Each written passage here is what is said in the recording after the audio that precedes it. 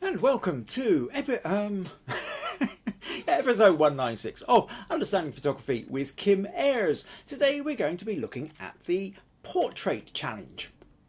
Last week, or no, 2 weeks ago, I set the Portrait Challenge as per Andy's suggestion, who'd won the Smug Points from the previous month. Oh, we'll talk about that. Plus, I'll be telling you a little bit about Spring Fling, what I was doing last weekend instead of the podcast. If you happen to be watching live, then leave a message and tell me where you're from, tell me what the weather's doing, and let's get the programme started.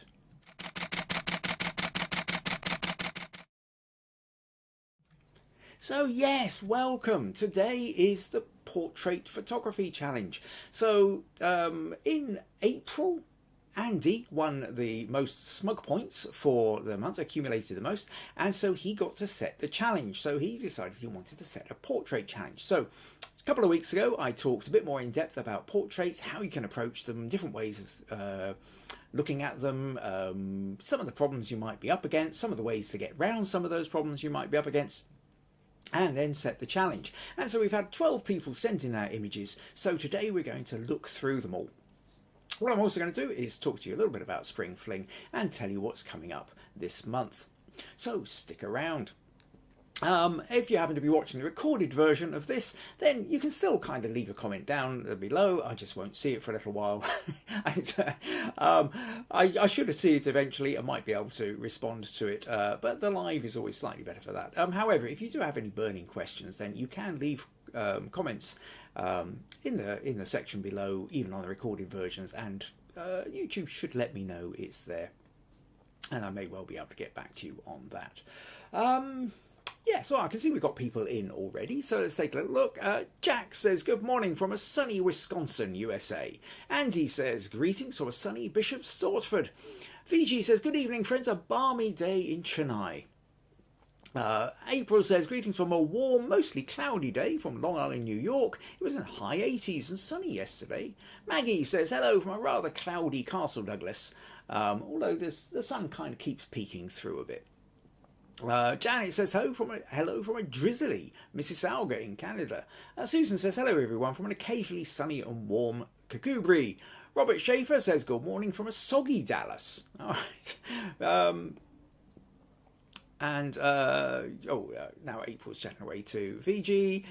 John joins us from Columbus, Ohio. Murray says hello from Manchester. Other Robert says howdy all from Colorado, driving to Texas on a very sunny Sunday. April says welcome Murray. Viji says, they're chatting away. And Susan says keep your eyes on the road then, Robert. Okay. Right, okay, so we have people in, we have pictures to look at, we have a podcast to start. So where shall I start? Okay, actually I will tell you what I will do. Meg's joined us as well and says hello everyone. So what I will do actually is do a little Smug Points roundup. So as we said, in April, Andy got accumulated the most Smug Points and therefore went on to set the challenge. For May, Robert Baltimore Gullick collected the most points with 95 in May. Susan got 55 and Janet got 50. So Robert was kind of way out there ahead of everybody else. So with Robert having accumulated most Smug Points for May, he gets to set the challenge for June. So Robert, if you want to get in contact with me, I think I've sent you a message already, but do double check your emails please and get back to me with thoughts on what you might like the next challenge to be about, because Robert gets to choose. Robert gets to decide whether it's something that he's particularly good at and can show off in, or whether he wants to find something that can challenge him and learn a little bit more about a particular genre or technique or anything you like really. So that's always that's the possibilities for you there, Robert, but to get in contact we'll move ahead with that. As for the second quarter running, so that's the 3 months, April, May and June. Accumulatively, Robert is in the lead for that with 135, but Andy isn't too far behind with 120. Meg and April are both on 95, Robert Schaefer is on 85 and Viji is on 80. So actually at this point there's still quite a lot to play for. So depending on how how much you interact, submit, contribute to the podcasts, there's still plenty of room for accumulating enough smug points to win the second quarter. Okay, that's where we are with the smug points, and what am I going to talk about now? We'll go on to Spring Fling. So last week, the reason I wasn't able to do the podcast was because of Spring Fling. And Spring Fling is an open studios event across Dumfries and Galloway, which is this county in southwest Scotland. It's approximately 100-120 miles wide and about 40 or 50 miles deep as such. You've got about 100 studios or so spread out across the region. So you tend to get clusters where you get quite a few more studios together. You also get outliers, which are kind of miles off little country roads before you can find them. But it's a wonderful, interesting weekend. You have potters and painters and photographers and weavers and jewelers and all kinds of art and craft, talented people. So anyway, I've done Spring Fling for most of the last sort of 12, 14 years or so.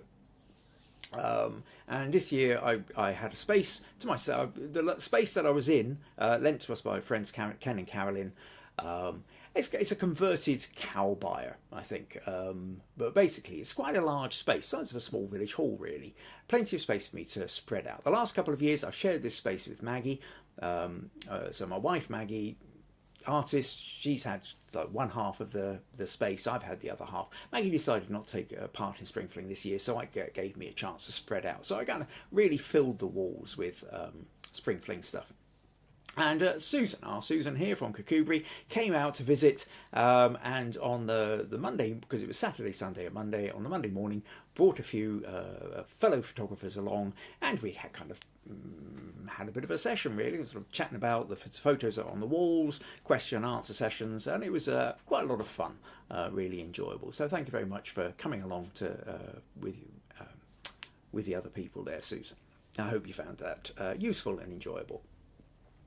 What I will do is I will show you just, if I can, where are we? So just to give you a little sense of what the space was like. Where do I go now? I just should be able to do that. Yep, there we go. So this was it before we were putting up. So Maggie and Meg helped me put the space up, but this was essentially the empty space. Now there's a little bit more back from. I'm not quite standing in the doorway here. I'm standing probably about a quarter of the way in. But you can see sort of empty walls at the top, big empty wall at the top, and bits of wall space and windows on the left. But this gave me a lot of space to kind of put images. And so what I decided to, so then once we got it up, this was what the space kind of looked like when you stepped into it. So at the far end, we've got lots of photos of some of my old favourites. For the past 10 years or so, each Spring Fling, I print up another 5 or 6 images, my favourite pics of the year, to put up and display. I print them up to about A2 size, and then I stick them in frames. So you can see like a framed version of here, and then quite often what I do is I take, I have the main picture in the frame, and then I have half a dozen or so extra photos from the shoot, just little A4 quick laser prints, just kind of go along with it, and I put some blurb to go along with the shoot. So if I'm already occupied chatting away to people or doing something, when somebody comes in, they can go around, take a look at the photos and read what it was about. So I suddenly realised I was going to have all this space on the end wall. So what I decided to do was fill it with a lot of the previous images. So if you come here, this is kind of slightly more close up of the wall. And some of you may recognise from previous chats that we've had. There was a kind of Peaky Blinders themed one. This one was the ultimate selfie, Doctor Who and the Androids of Money Hive Comic Festival. That one we were talking about with the kind of Wes Anderson theme last year, car stories. So quite a few of the old favourites in here. And then also I some of the accompanying photos, the A4s, I started putting up on the walls over here. So what it meant was, as you stepped into the space, you were kind of hit immediately by a mass of photography and colour and energy. Hopefully that was the idea anyway. And then in the middle here, not quite set up on this shot, we had a table set up with cups and a thing of water, a water dispenser, so people could get a drink if they wanted. And Meg did a whole bunch of home baking, gluten-free home baking of chocolate brownies and carrot cake cookies, peanut butter cookies, some tiffin, and slices of this for people to help themselves, little bits of refreshment. And if they wanted to as well, Meg had a jar there to raise money for our local food bank. And in fact, actually, Meg managed to raise over £100 for the food bank. So that was really lovely and wonderfully generous of the people who came along. So this was the general space that we had. This was a sort of close-up look of it. Just round to the left, as you came in through the door, if you sort of turn to the left, I set up a little studio space as well. So I was doing then photography demonstrations throughout the weekend. So in essence, what I had here was you can see I've got a light here going into a large gridded softbox up here. So that was acting as a key light. But I also had this large softbox as here with another light going into it. And then when the light went in from behind, it lit up the whole background. So we ended up with a really kind of glowing white background. So it didn't just make the background white, but it also cast a little bit of kind of backlight, edge light around, around the edge of the head and the shoulders as well. So it acted as a second light source as well as creating a white background. And then just to add a little bit more, I had a reflector here, which I would turn sideways so that both lights would bounce off it and create just a slight kind of slight golden glow, just filling in a little bit of shadows on the opposite side of the key light box. So what I would do then is I had my camera and I tethered it to, not showing in the shot because I hadn't put it out at this point, but I had my laptop sitting here. And so when I went click, the picture appeared on the laptop, and then the laptop was tethered to this TV screen, so the image appeared on the screen itself.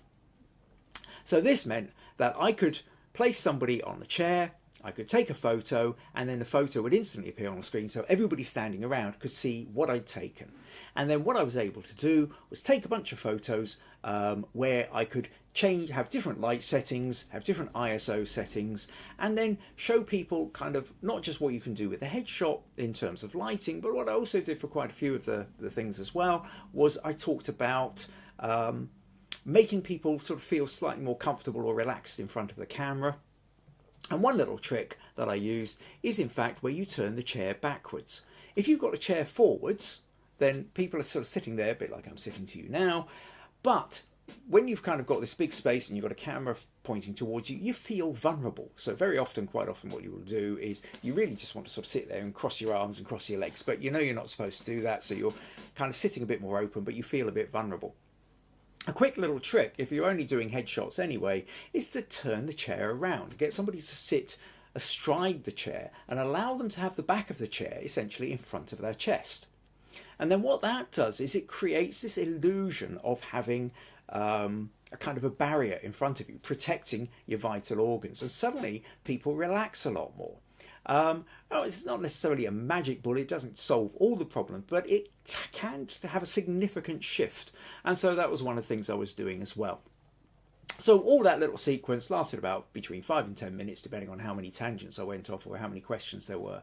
And that sort of added to the spring fling experience. So you could come into the space, you could take a look at pictures, you could watch a demonstration, you could read stuff about shoots. When I wasn't doing a shoot, quite often I had a video playing little behind the scenes videos of some of the shoots I've done, and I told people about the podcasts and options and things like that. So overall it was quite fun, and I think everybody who turned up pretty much enjoyed themselves.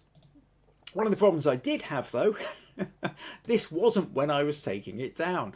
This was actually what greeted me on Saturday morning. Friday, I had put everything up like this. Saturday morning, I turned up and it looked like this. And part of the problem here was I blue tacked all the images to the walls. Now, this space, this converted buyer, is it's waterproof and everything else, but there is a sort of slight dampness to it. You know, there's you get a slightly musty smell, but of course, you know, it's not a fully insulated kind of building. And my prints had all been packed away in a fairly dry space. And so when I stuck them up, they were all kind of, you know, I'd pinned them to the wall and they were all nice tight against the wall. Overnight, the paper had become slightly, not damp obviously, but it had obviously absorbed slightly more of the moisture, the humidity in the air, and then which had made them slightly bigger, slightly heavier, slightly sagging. And the blue tack didn't hold all of them. And I came in the next morning and found, you know, half a dozen of them on the floor, which was a bit of a shock. Anyway, up the ladder, managed to get them stuck back on in the end, no problem. So, nope, not that one. That one, yes. So that was kind of what my spring fling weekend was like. Thought you might be interested to know about that. Right, a couple more comments here. Oh, Susan says, Spring Fling is wonderful. Thank you, Kim. I'm really glad you enjoyed it. April says, a lot of good space. Says, you don't have your wonderful landscape photo that I love that you put on Photo Crowd. That's a good point there, April, is that no, I didn't have my landscape photos up, nor did I have flower photos or architectural photos or any other kind of photos that weren't specifically people. And either portraits or documentary or narrative photos. These are the ones that I put up. And the reason for that is because that's what I sell. Yeah, I sell my services. I sell my services as a photographer. If you can come to me and you can get a headshot, or I can come and photograph your business. I can photograph your people or you at work. Or we can do the kind of full cinematic theatrical experience where you get to be the hero, heroine, villain of your own epic photo. And that's what I do. Now, and that's what I get paid for. I know. And so that's what I'm promoting that I do.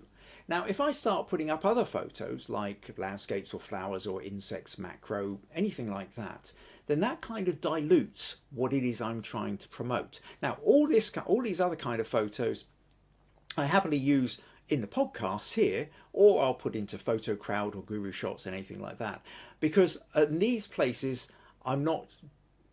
Well, in Photo Crowd, it's about whatever competition happens to be. I'll stick images in of that. If the Photo Crowd competition is bee on a flower, I'll rummage through my folders and see if I can find a picture of a bee on a flower, or I'll go out into the garden and try and capture one, and I'll put it into the Photo Crowd competition.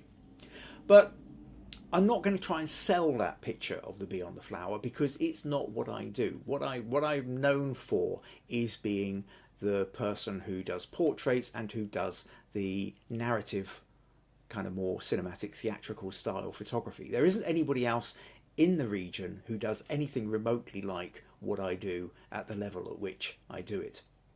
So that's my unique selling point as such. So that's the thing that I'm promoting. So when people come around to visit me, I want anybody who's thinking, who's looking at these things to go, oh, maybe Kim could do that for me.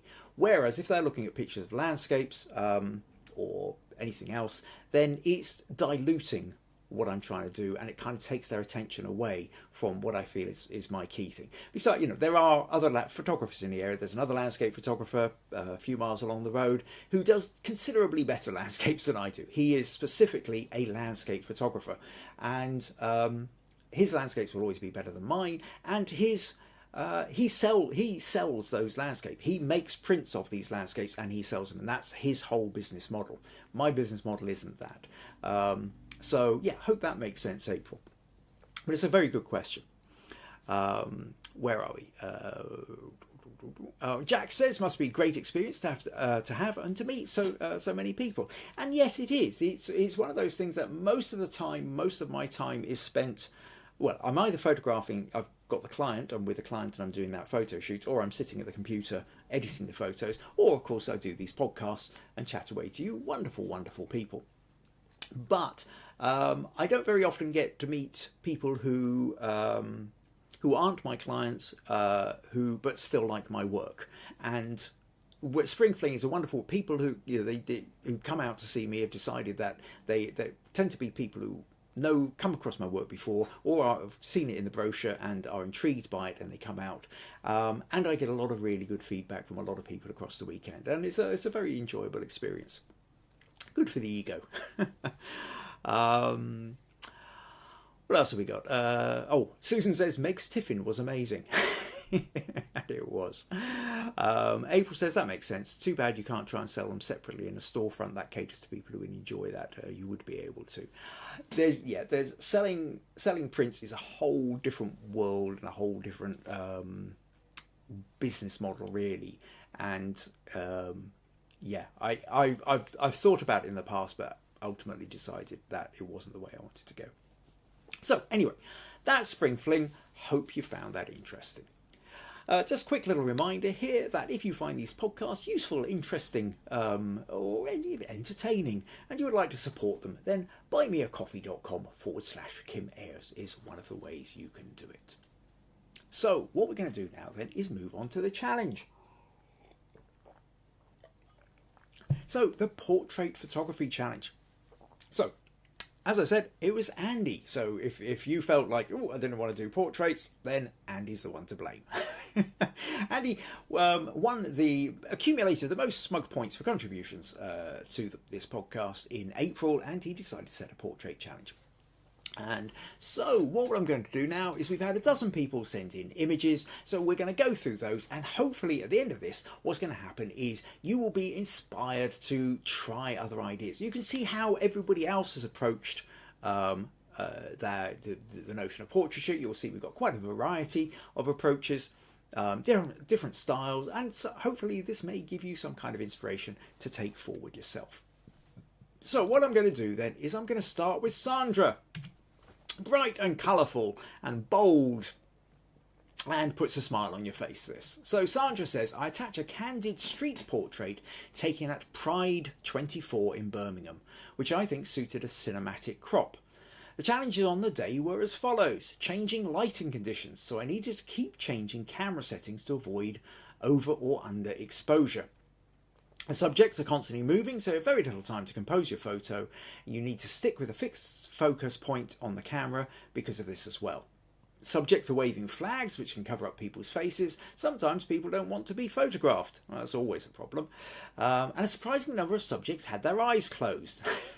Guaranteed. Very difficult to get catch lights in the subject's eyes as well.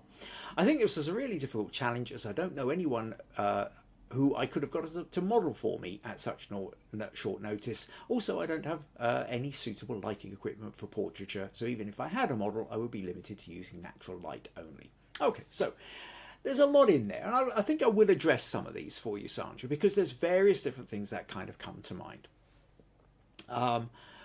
One of the things that you talk, okay, so your first thing that you talk about is the constant changing lighting conditions and the need to change your camera settings to avoid over and under exposure, and also constantly moving subjects. So what I would say with something like this is actually to fix your shutter speed, maybe fix your aperture, and allow your ISO to be on auto. So first of all, you need to work out your shutter speed. If you've got people moving, so people are actually moving, or you are moving the camera to track people and find people, you need to first of all work out what your minimum shutter speed is going to be. So it might be something like 160th of a second or 250th of a second if people are moving, or maybe even 350th of a second. But somewhere you're probably looking at something like a minimum of 250th of a second if you're trying to kind of catch people walking on a street without it blurring. But somewhere between 250, the higher you go, the more likely you are to catch them still. But you're then limiting the amount of light, so you end up going wider aperture, higher ISO. So get your shutter speed worked out first, and within a few shots you're going to start getting a feel for, oh well, no, that's turning out a bit blurred, that one's not. Check the back of your camera, zoom in as closely as you can just to see what's working, what isn't. Once you've got your shutter speed, work out your aperture. Now, a lot depends on your make of camera and your familiarity with it and how well it locks on to the target. So one of the great things I have with my new camera, for example, is it has a wonderful thing called eye recognition. And if you're too far away for it to pick out the eye, it will at least go for face recognition. So that means once if I'm locked onto a target such as this, if I'm holding down the focus button, then even if the subject moves or I move a little bit, it stays locked onto the face, which is of course the most important part to get into focus with a portrait. So if you've got that kind of technology, that really helps. Most phones have that, oddly enough, so even if your camera doesn't, sometimes your phone might occasionally be a better option for face recognition and locking onto the subject. But regardless of that, I would say leave the ISO on auto. And then if the sun comes out brightly and it runs down to something like a nice ISO 100, 200, then that's great. But if the sun goes behind a cloud and you're suddenly at ISO 800 or 1000 or 2000 or something like that, still better that than having an out of focus shot or a wobbly shot because the shutter speed was too low. But I think really fix your shutter speed first. You might want to fix your aperture or leave your aperture on auto as well. That's another option in a situation like this, is essentially just go shutter speed priority on your camera, fix your shutter speed to something like 250th of a second, and then let the auto aperture and the auto ISO sort out the rest. And generally speaking, that's going to free you up to then worry about the composition that you want to get. Now, when we come on to composition, you're talking about the problems with like not getting catch lights and trying to get your composition right. Now, one of the things I would say with this is what would have been perfect for this is actually if you'd just been a little bit lower. If you'd crouched down a little bit, because to a certain extent there's quite a large gap between the top of her head and the top of your crop.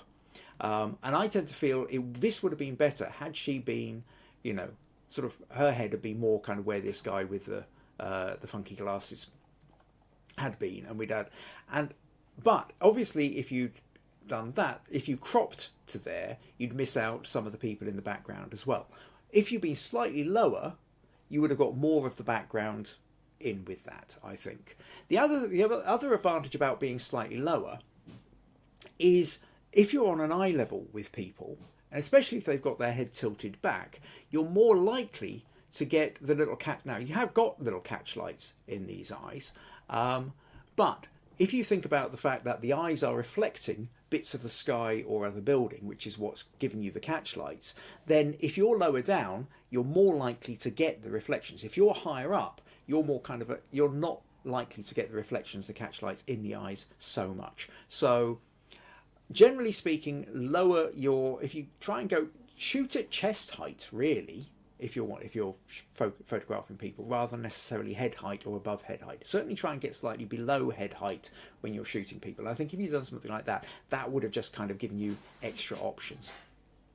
So I hope that kind of gives you a few ideas. As for having a studio, models and lighting and setup, that's an entirely different kind of thing. Isn't necessary. You'll see that there's plenty of people who've got natural daylight photos here. So it wasn't a part of the challenge. It wasn't a studio portrait challenge. It was just a portrait challenge, and you've managed to do that. So nice one there, Sandra.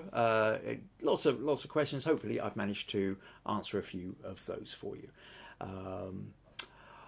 Right, where do we go? Oh, Andy says mea culpa. Yes, yes. Andy admits to the fact that for those of you who are struggling with a portrait challenge, you can blame him. Viji says, wow, colourful. Susan says, lovely colourful image with the main subject really standing out, Sandra. John says, I love the bright colours. And Andy says, great image. Photographing in a street with ever-changing lighting is a nightmare. I always shoot on full manual, but take test shots every time the light changes, so I'm ready when the shot happens. And I think if you've got your head in the right place to do that, then that's great. I think sometimes if you're one of these who gets caught up more with what's going on and you don't want to be having to constantly check your camera, that's where I say prioritize your shutter speed and kind of let the camera take the care of the rest of it. It is a compromise. Obviously, if you can be aware of every subtle light, every shift in light and make adjustments, you will obviously end up with a better quality photo. But yeah, so different ways of doing it depending on your familiarity with your camera and the way your mind works in a loud and noisy situation. Right, okay, so next up then we will go to Murry, I think. No, not Murry. No, sorry, I'm way off there, Murry. You're still a couple away yet. April is where we're going to next. So April sent in this one, and April says, here's a shot of my friend posing by the hibiscus. I love the colours in the outside shot. And yes, it's a nice, I mean, this is where when you've got a friend who's quite happy to smile for you for the camera, beautiful colours with the hibiscus there, April for certain, nice vibrant pinks, and kind of almost there with the top that she's wearing with the red top, but it's quite a nice kind of colour palette there. They're the kind of warm, kind of reddish pink tones in the skin as well. And then slightly cooler greens, darker greens of the bush and the tree behind, and with the eyeshadow as well. Fun photo. She looks relaxed. She looks like she's very happy with you there, and that's not always an easy thing. As you know, our starting point with portrait photography is generally that most people don't like having their photo taken. So if you've got a friend who's quite happy for you to point the camera at them, then you're definitely onto a kind of bonus level there. So nice one there, April. Susan says, love the way the hibiscus frames the model, April. John also says, I like the way the flowers surround the girl. Okay, right, next up then we're going to move on to Robert Schaefer in Texas, who was over in Havana in Cuba. So Robert says, we were there for a scuba diving trip, but I had a day and a half in Havana first. While on walking tour of the city, it started to rain, so we took cover under a balcony of a building in the Plaza de San Francisco. While there, I was just looking around and found this woman with her son, I presume, sitting in her lap. I asked if I could take that picture, and she nodded yes. I took several shots, and when finished offered to pay her $5. She declined, but then I offered it to her son. He stuck out his hand after she nodded yes, so I gave it to him. After that, I rejoined our group and eventually finished our walking tour. This is a cropped version, but I was very pleased with it. Havana is an amazing city to photograph. I do hope to go back someday, but it's not so easy for USA citizens. Yeah, there's a whole kind of political thing between Cuba and the USA. Which more USA citizens know about, and those of you who don't can probably easier to look it up on Wikipedia than trust my geohistoric knowledge on this. But yeah, this is, you know, natural daylight, nicely composed, nice and sharp. Both people engage with the camera. I think it is one of those extraordinarily difficult things to do, to go up to a complete stranger and ask if it's okay to take their portrait. It's actually something I can't do. I've got a lot of respect for people who can do it. I've only ever really been able to photograph people who know that I'm going to photograph them, that I've already got some kind of agreement with. The difference with that is maybe if I've been at a festival, you go to a music festival or something like that, or festivals where everybody's dressing up and everybody's kind of expecting to be photographed, and that's okay. That's got a different kind of slightly more party atmosphere. But street photography, where you're kind of walking down the street and you meet somebody and you think, well, okay, that would be an interesting one, and to go up and actually ask them to take the photo requires a different kind of personality. And one, I can do these podcasts, I can stand up in front of groups of people and give talks, but I find it cripplingly difficult to go up to a stranger and ask them to take their photograph. So we all have different abilities to be able to do that. But yes, it's very well composed and lit, and nicely done there. Nice. Also, it's always good to hear the backstory, I think, with these kind of photos as well. So many thanks for sending that one in, Robert. Viji says, loving this shot. John says, great photo of the mother and child. April says, bravery. Yes, that's exactly how I feel about it. Andy says, nice natural photo. Susan says, I really like the mother and son, Robert, but I bet the mother would make a wonderful model on her own. Robert says, thanks everyone, and Murray says, nice lighting. Right, okay, so to move from street portrait into the studio then. So we're going to swap over here to Murray. Murray says, my portrait of my grandson, looking grubby from the 1950s, smoking a cigar, stolen from his granddad's coat pocket. So yeah, this is a really fun studio shot. This where some of you may remember several months ago, Murray sent in a picture of. Now, was it the same different grandson? I think if it's the same sat grandson, this one's grown up a bit. Younger boy, also I think with a cigar, playing poker as well, which is quite a fun studio shot. A nice kind of setup. And then, so he's, by the look of it, been using a kind of single light softbox or something, I would gather, or there's kind of little double light here in the catch lights. So I don't know whether you've been using two softboxes or whether it's a bit of window light coming in and then editing down with a vignette just to kind of make it look a little bit more like there's a like this kind of single light source. A bit of shadow in the background. Not sure whether little marks around the ear make me wonder whether you've replaced the background from what might have been there. But it's got that kind of standing up against the wall, staring into the camera, smoking a young lad smoking a cigar. It's a fun shoot. I think this is, kind of that creating characters. It's nicely done, and it's got a nice bit of atmosphere there, Murray. So yeah, a fun shoot. Thanks very much for sending that one in. Where are we?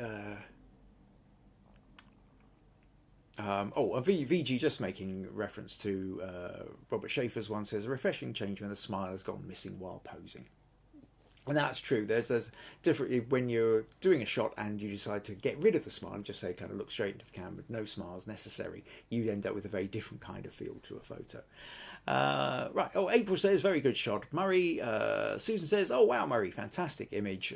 Viji says vintage shot. Robert says great shot, Murray. April says, oh yes, I remember that shot. That'll be the one with the kid playing poker. Viji remembers that too. And John says, how I wish I had a home studio. Which April agrees with. Andy says nice lighting and great character.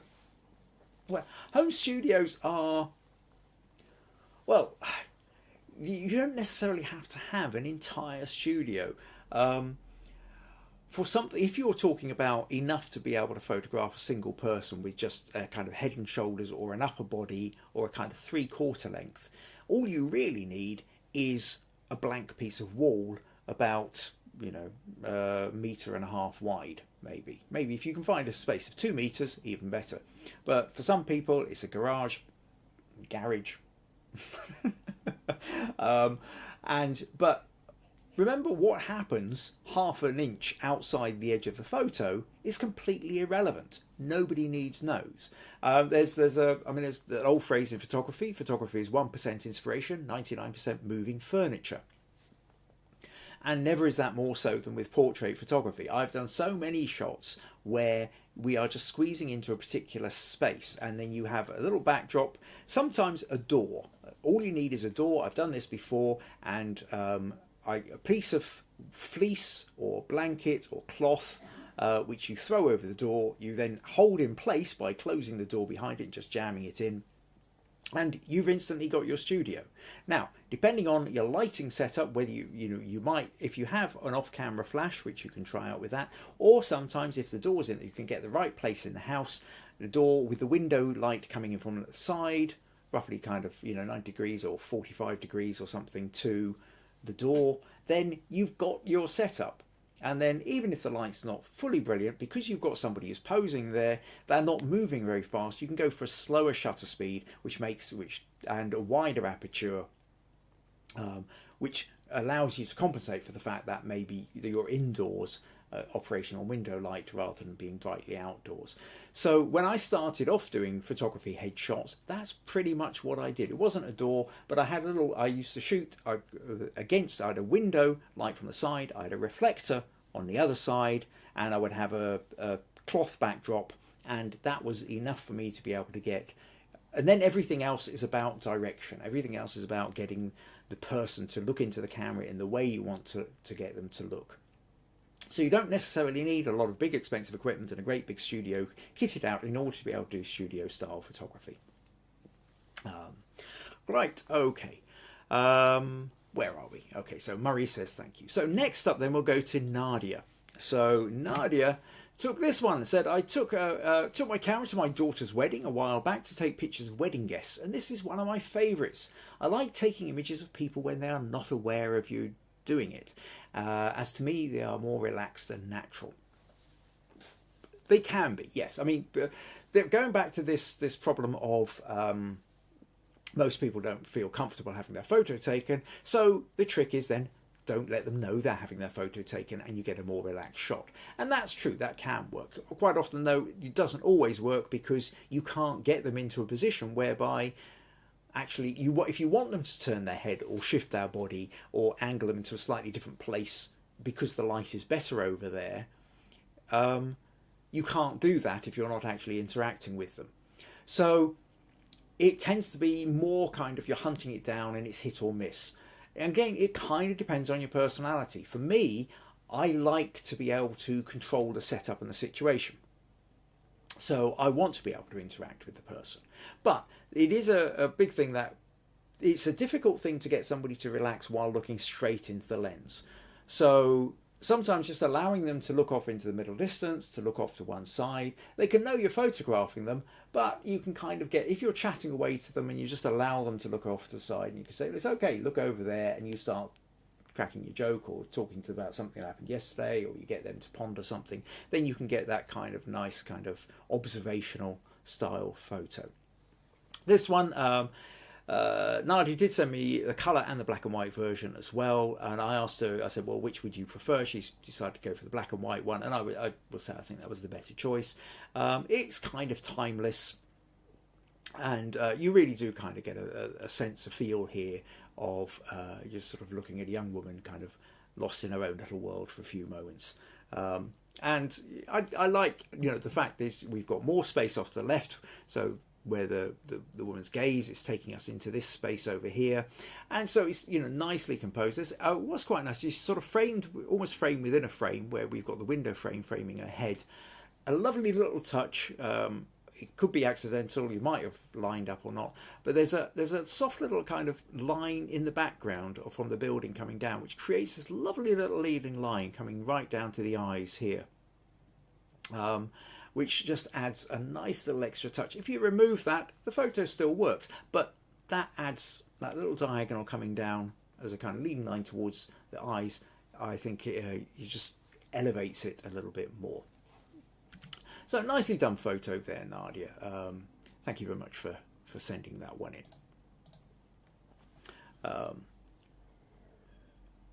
April says she's very pretty. John Lindsay says, love this. Viji says, what a shot, perfect one. And Susan says, I really like that she's not looking at the camera. Great choice of black and white too. Okay, next up then, I'm going to go to Andy. So Andy said, here's one I recently took of a teddy girl in Gorleston in Norfolk. It was an impromptu portrait taken in low window light in the back room of a pub. It breaks most of the portrait rules, but I love the colours and the natural feel to the pose. And yeah, so what we've got here is another, very different to Nadia's photo, but you're catching somebody who's not looking at the camera, and you've got shot by window light as well. Different kind of window light, different kind of background. Same basic idea in that sense, but entirely different photo. And for those of you who haven't checked out Andy's, you find out from Andy, you really need to check out his Flickr account and go and see, or his website and go and see his TEDS project. Andy's done quite a lot of wonderful, wonderful photos of teddy boys and teddy girls as well, and the whole culture around them. So yeah, you've got an entire culture really to kind of immerse yourself in. And I think, yes, you're right there. There's this sort of sense of just you're there. You're feeling like you're sitting in the pub with this person here. Again, height-wise, you're not standing up looking down.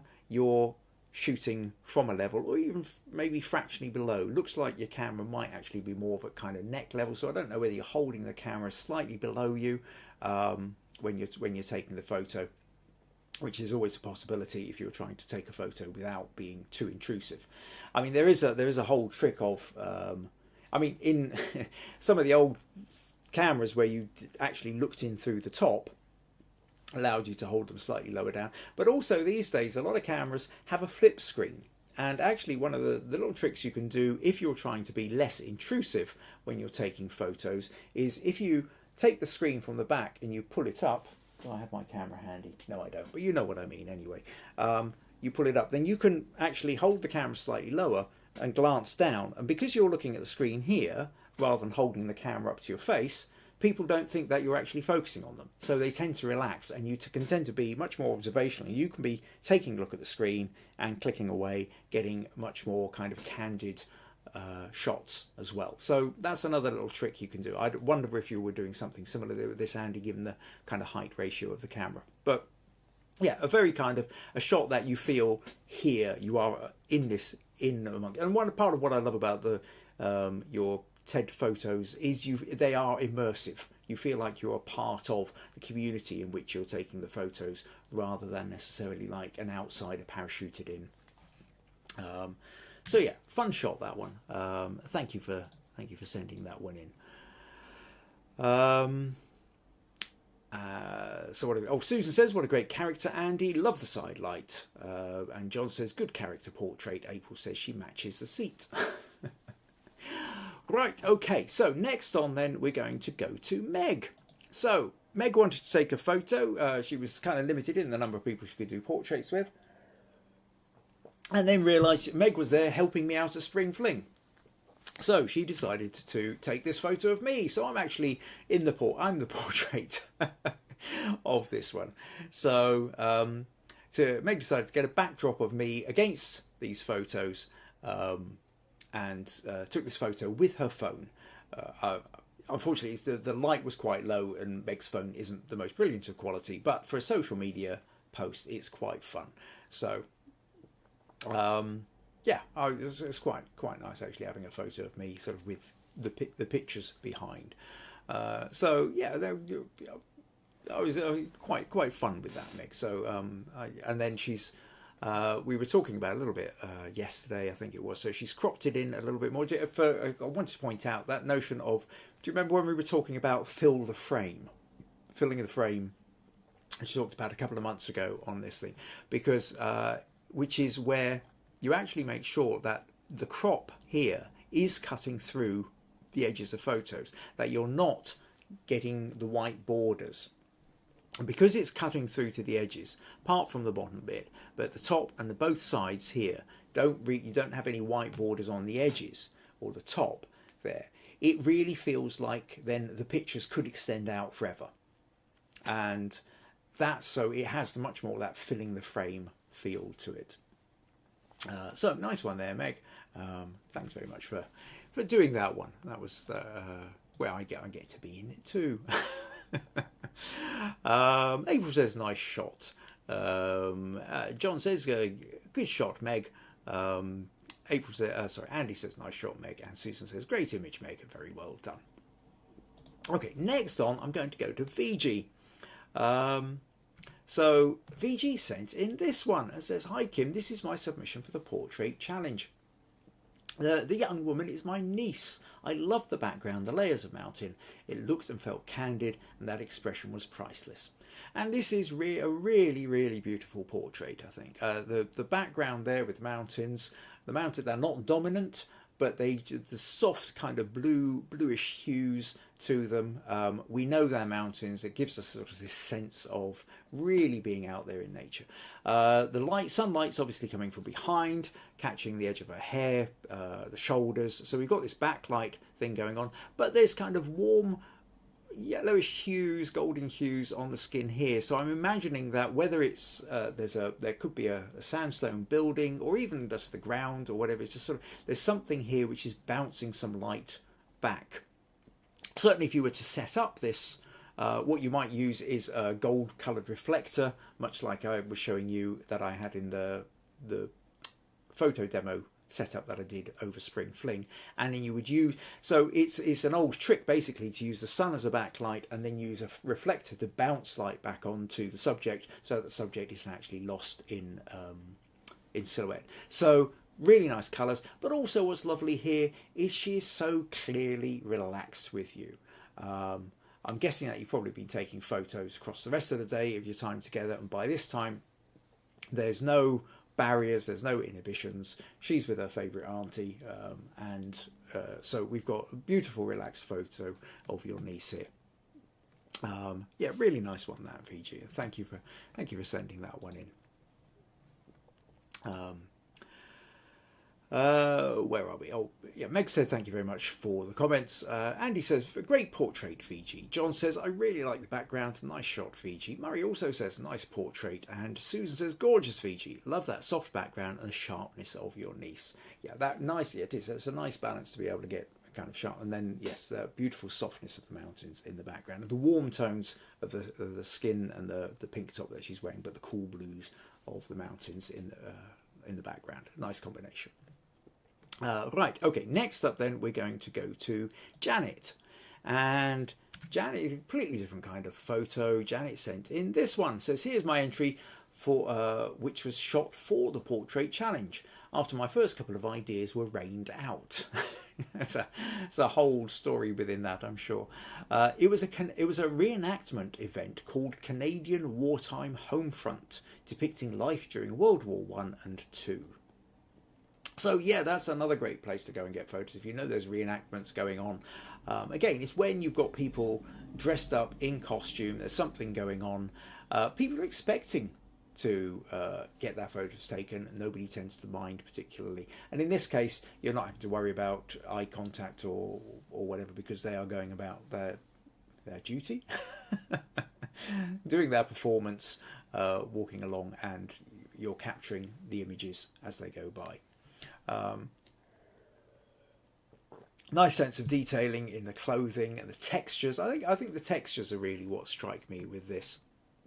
That we've got the kind of the lovely cloths and the canvas, and then the hard wood of the guns, and then the soft trees in the background. Very determined look on the faces as well. Quite focused there. Nice little shot there. Earplug. I don't know whether that's necessarily as authentic from the time, or maybe it is. But I imagine if they're shooting off these guns, certainly health and safety these days would suggest that you wear earplugs so that you're not going to damage your hearing when shooting off quite a loud rifle. But yeah, nice shot there, Janet. Thanks for sending that one in. What have we got? Okay, Viji saying thank you to everyone. John says, interesting reenactment shot. April says, nice uniforms. And Susan says, I like the side view, Janet, and the great choice of aperture. Excellent. Okay, next up we have John Lindsay. And John has sent in this one of the Reverend Edward Lyons. And this one is that the minister is deep in thought, reminiscing in a quiet corner prior to conducting the funeral of a loyal friend and elder of the church at Birmingham Parish Church. And John actually came to see me at Spring Fling and showed me this one on his phone, which I thought was a lovely photo, and has now put it in for the portrait challenge. And I think you really do get that nice kind of sort of sense of contemplative, you know, the minister here looking through, reading his notes, and nicely edited too. I mean, you've clearly darkened down the background here, so it's almost kind of shaft of light coming down on the minister. I would imagine, certainly with some of the glass bits here and some of the books and what have you, that this could have been quite bright, and all that would have detracted attention away from the minister and the pose and the mood. So that sort of slightly more somber mood, I think, is nicely reflected in the way that you've converted it to black and white and done the editing. So nice shot there, John, and thanks very much for sending that one in.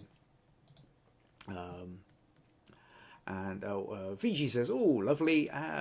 Janet says, thanks for the previous comments. April says, I like the black and white. And Susan says, great feeling of quiet contemplation, John. Great light on your subject. Right, okay. We'll now move on to other Texan Robert Gullick for this one, who says, this is a candid shot I took of Mia during her and her sister's, now this is me trying to get the pronunciation right again, Quinceañera photos. So the Quinceañera, or Quinceañera? No, Quinceañera, I think. You can correct me if I've got it wrong again. We've been here before and you were telling me how to pronounce it and it gone out of my head. I think that's the best kind of pronunciation I'm going to get. I took this one while we were waiting and I thought it captured her personality the best. Mia and her sister were excellent subjects as they knew how to look at the camera without self-consciousness, which is a rare thing amongst a teenager. But presumably, again, I'm guessing here then that by this time, Robert, you've built up a bit of a relationship and she started to relax around you. Also, the other thing is at this point, I mean, she is done up all fancy. She's done up for this fantastic event, and so she's got the tiara and the really big dress, and she's I don't know, what, her hair and makeup done, and got the jewelry. She knows she's looking her best, and so you want to have the nice photos. So I'm sure she would have appreciated getting these photos as well. So yeah, I think the blues of the dress work quite well actually against the kind of warmer red brown tones of the walls around as well. So nice colour combination there, Robert. Yeah, thank you for sending that one in.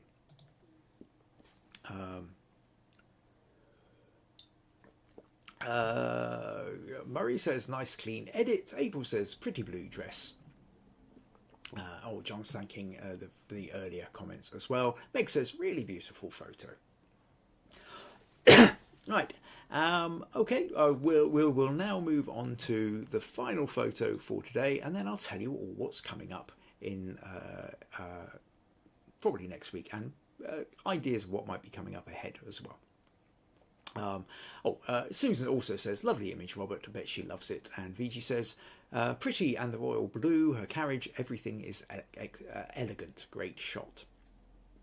Cool. Okay, right. So, last one I'm going to is John Harvey from Ohio. John says, I was asked to take some headshots for some swim instructors at the local pool. This is one of several. Instead of using multiple lights, etc., I used a 50mm 1.8 lens.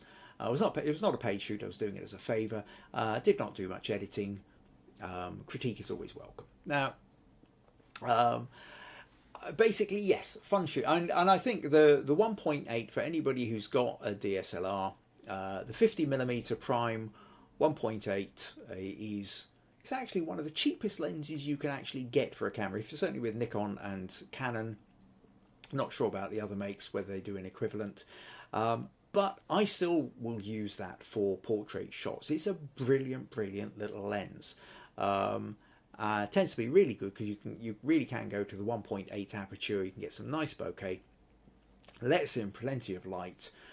But being a prime lens rather than a telephoto, there's less.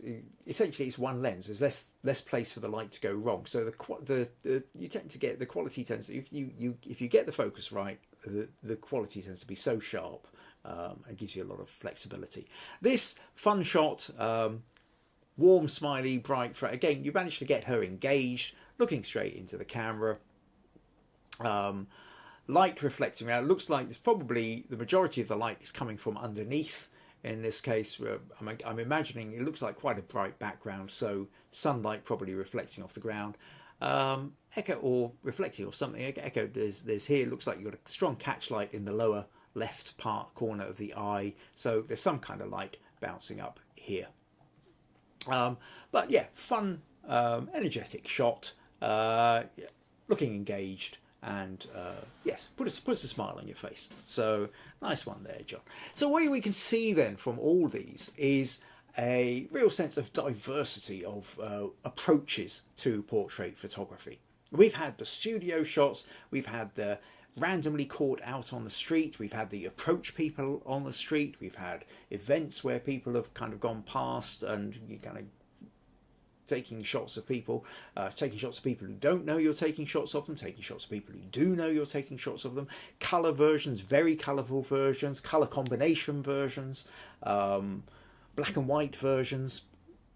So what you can see, it's portraiture in itself is a massive, massive, massive genre, and there's so many different ways you can kind of approach it. But hopefully between the what I was talking about 2 weeks ago, back in episode 195, and some of the examples you've seen here today, shows you that it doesn't necessarily have to be closed off to you. Pretty much whatever your kind of personality, you can probably find a way of doing portraiture that suits you. Not all portraits have to be headshots, not all portraits have to be studio shots, not all portraits have to be looking directly into the camera.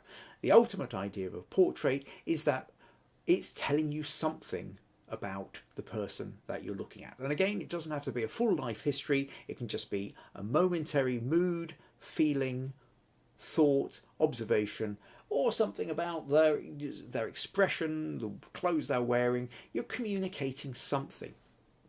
And that's ultimately what portraiture is about. And if you are the kind of person who, like me, really likes to be engaged with the person, then you go about that where you're talking to the people and you get engaged. If you're the kind of person who really gets kind of cringes at the idea of talking to anybody, then you have your zoom lens and you shoot people at a bit of a distance when they're not expecting it. And then there's all the variations in between. So hopefully then, for those of you who didn't take part, there's maybe giving you some ideas to think that in ways that you might be able to start adding this genre to your repertoire. What else we got here? Susan says, I might have to treat myself to 50mm prime. I absolutely would. Susan. Right, okay, so thank you to everybody for sending in their images. So, choices. How do I work out which ones to go for? So, sort of slight kind of, I think what I've decided, what I will go for here is, my third, for my top three choices then, my third place, so for an extra 10 smug points, I think we'll go to Sandra. And I just I love the bright, I love the colourful, I love the expression on her face. Also appreciate you actually talking about the multiple different challenges you're up against, which has allowed us to talk a little bit more about addressing some of these, which gives everybody else a little bit sort of slightly more idea of maybe either challenges they might be up against or how to overcome them. But it's a fun photo, that. Second place, I think, so for an extra 20 smug points, I think is going to go to John Lindsay, for this one of the Minister. It's very moody, it's very atmospheric. It does feel like it's part of a bigger story. But my favourite, by quite a way, I think it sort of leapt out at me right from the start, and that is this one from Viji. It kind of combines everything I love about a portrait. She is looking at the camera, and whilst everything I've said about portraits of not looking at the camera stands true, if we're talking about my personal favourites, my whole way of doing portraits, especially headshots, is about, yes, it's very difficult to get people who don't like having their photo taken, but in a way that's my speciality. How do you get a reaction from somebody when they are looking into the camera, where they still look relaxed, where there's still a warmth within it? Now, I tend to have to go through a whole pile of psychological tips and tricks and what have you over a course of time to be able to do it. But if you've already got a relationship with somebody and a warm relationship with somebody, then that makes it easier. Clearly, Viji, you have a lovely warm relationship with your niece here, and she's relaxed. But I think it's the colour contrast as well, the warm hues of her skin and her top, contrasting with the cool hues of the blues in the background. I think the nice sharp, you've got a beautifully in focus here, the really soft focus of the mountains behind as well, and the lighting, the notion of the backlighting with reflected light, it kind of contains everything I love about a good kind of portrait. So 30 extra smug points to you there, Viji, for that. And a couple of extra commendeds, though.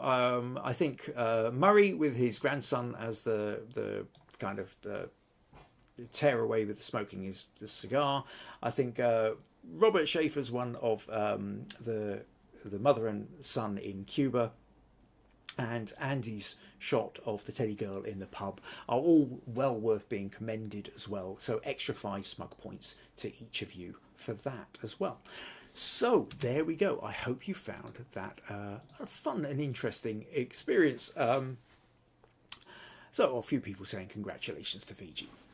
So coming up next week then, next week will be a feedback session. We've not had a pure feedback session for a little while. So this is your chance then to send me your images to get direct feedback on your photos. So rather than these photos here, which we've been looking at here, which has been more about how people have responded to the challenge of a particular topic, the feedback photos are where you get to get direct feedback on your photos, critique. Okay, send me your image, tell me what it is that you're struggling with, what aspect of, whether it was that particular, an aspect of taking that photo, where you found your sticking points were, what kind of help and feedback would you like on that image, and I will do my best to help you. There's very few places on the internet where you can get this kind of personalized feedback.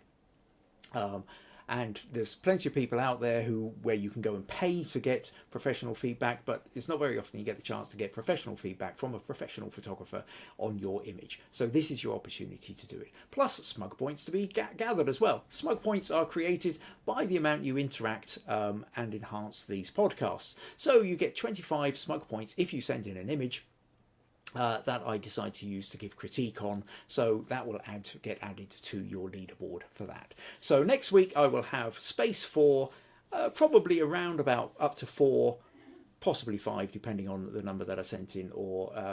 But this is your so send me your image for feedback. Now, next couple of weeks after that, nothing's pinned down precisely, but something I do need to come back to is Viji won the first quarter smug points accumulation from January, February, March. And when I asked her what she wanted to talk about, she wanted me to talk about the notion of group portraits. Now, I'm not going to don't worry, I'm not going to set a group portrait challenge, but there is something quite different about the difference between photographing one people and photographing several people. And there are things you can do that make... So what do you do when you've got, whether it's a staff photo, the family photo, you're at some kind of gathering, and there's anything between 6 people and 60 people or 160 people? How on earth do you begin to arrange them? So at some point in the next couple of weeks, I'm going to talk specifically about group portraits for Viji, because that's the one that Viji really wanted me to address. And then also Robert Gulick having won the May's smug point accumulation, he needs to now give me a challenge of what June's challenge will be. So presumably by the time we get towards the end of June, we'll be setting the challenge for whatever Robert happens to recommend. But he can email me that one afterwards. Okay, so that's us. Once again, if you find these podcasts useful, interesting, entertaining, then buymeacoffee.com/Kim Ayres is one of the ways you can support these podcasts. Also, don't forget to subscribe if you haven't done so already, and click the like button somewhere down here. YouTube always likes the like button, and it helps the algorithms and all the rest of it. What else have we got here? A couple of thanks to me, a couple of thanks to Viji, and Robert says congratulations to everyone on the smug points. Excellent. Right. Well, I look forward to seeing you all next week, and don't forget to get your images sent to me. Take care. Look forward to seeing you all next week. Bye bye.